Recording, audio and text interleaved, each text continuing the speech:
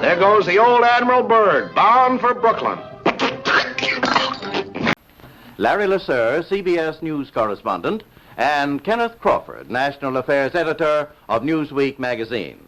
Our very distinguished guest for this evening is Admiral Richard E. Byrd.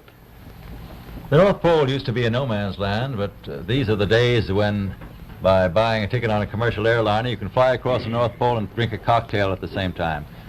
You know, only 60 or more years ago, about 35 years ago, our guest tonight found out whether there was any land north of the North American continent. He made that first discovery flight, and I must say that Admiral Byrd, our guest tonight, is not only our greatest living explorer, but he's been an inspiration to countless Americans. Admiral Byrd, you've been to both the North Pole and the South Pole.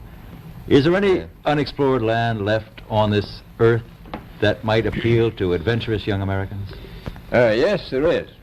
And not up around the North Pole, because it's getting crowded up there now, because they find out it's really usable, not only to live in, but militarily. But strangely enough, there's left in the world today an area as big as the United States that's never been seen by a human being. And that's beyond the pole, on the other side of the South Pole, from Middle America.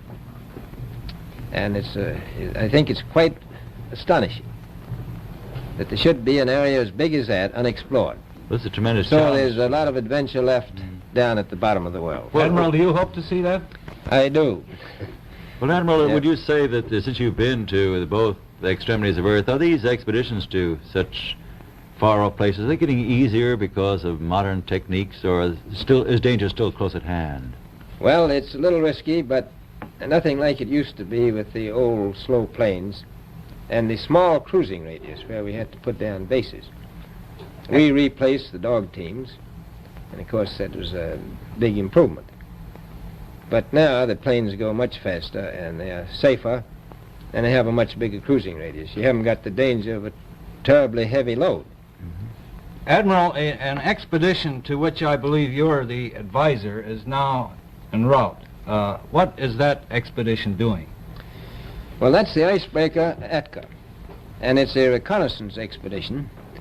It's going down to the South Pole area to make certain observations and to look for some bases.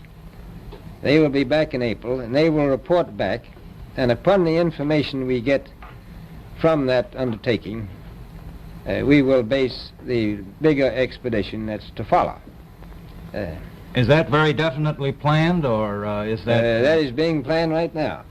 So I'm willing to say to you that there will be a number of expeditions that will follow, I think, year after year, at the bottom of the world, because the government has really become interested. Well, Admiral Byrd, I can understand, I think everybody can, the interest in the North Pole because it's so near our greatest challenger, Soviet Russia, but why this interest in the bottom of the world? Nobody living down there, is there?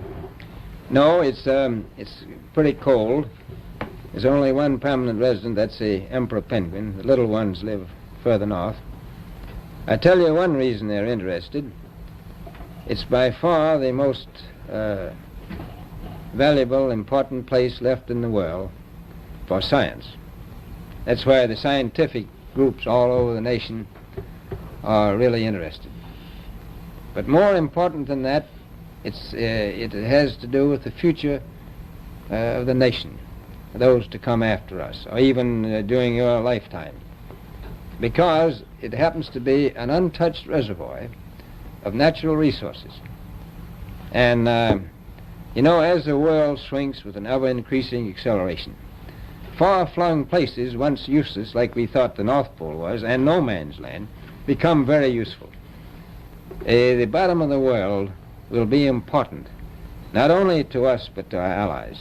I was going to ask you, does it have military importance? It has some, and as the world shrinks, it will continue to shrink with an ever-increasing acceleration, thus bringing these places closer. And in the future, I can see a time when it will be very, very important strategically. Well, has the development of air power increased the strategic importance of places like the very much Palmer so. Peninsula, was it? Very much so. Even now, if anything happened and we lost the Panama Canal, we would have to control the islands just north of Antarctica, which are part of Antarctica, I've and heard between there and Cape Horn. I've heard it said that there are 7 continents in the world, and one of them has never been seen by a woman, and that's Antarctica. Is that actually true? Well, if the Palm Peninsula is an island, as far as I know, that's true. No woman's ever stepped foot upon the Antarctic continent, and it's the most peaceful place in the world. Well, I'm sure that won't last very long. I understand that now that you're working with the Arnold Bread Company in charge of frozen foods. Now, is there any future for frozen foods down these frozen extremities? Well, I think the human race can be helped by that. This was thought out by Dean Arnold, who's, in my opinion, a great humanitarian. He learned that we went down there after 4 or 5 years and finished a meal that we had left there on the table when we had evacuated Little America. Everything was perfect, including the bread. So he got the idea of this frozen bread, and already he sent some to Europe, and it worked very well over there for some of the starving people.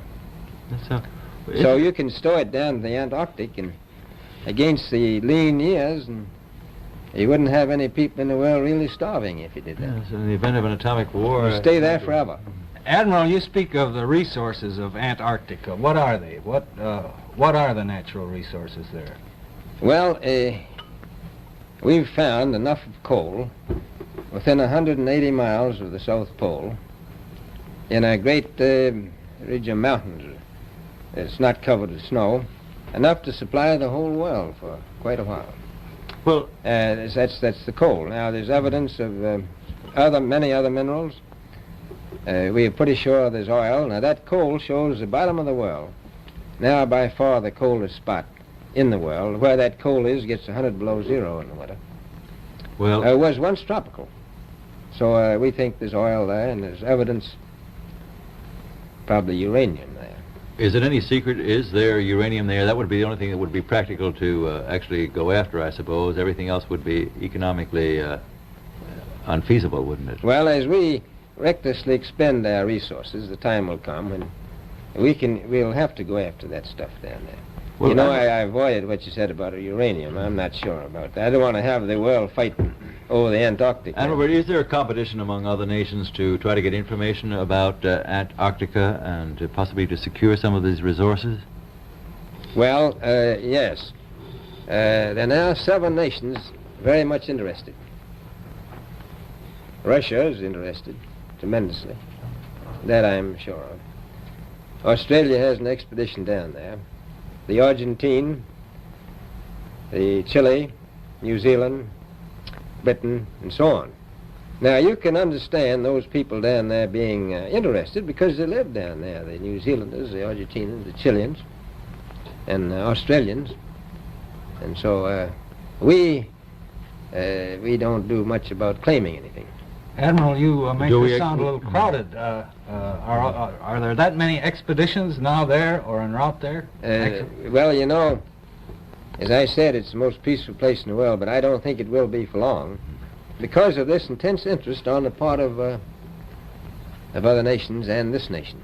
Well, Admiral Byrd, are private expeditions a thing of the past? Is expedition and exploration, making expedition and exploration now purely a government function because of the tremendous cost No, I and don't think organization? so. I think down south it may be more or less a thing of the past, but not other expeditions that go there. A lot of them go north now. This latest expedition now on the way is a government expedition, I take it. Yes, that's the government. Admiral Byrd, may I ask you, is there a great difference between the top of the world and the bottom of the world? There is. Now, the North Pole is the center of an ocean 10,000 feet deep. The South Pole, the center of a plateau, 10,000 feet high. The North Polar Sea is surrounded by continents that are slightly frozen. The Antarctic continent is surrounded by a belt of ice, frozen seas of at least 1,200 miles thick. Now, the south is a plateau. It gets, in some places, 14,000 feet up. I've been over areas about 13,000, and it's a little bit chilly up there. So there's that big difference between the top and bottom of the world. The North really isn't very cold up there on the Arctic Ocean. Not compared to the South.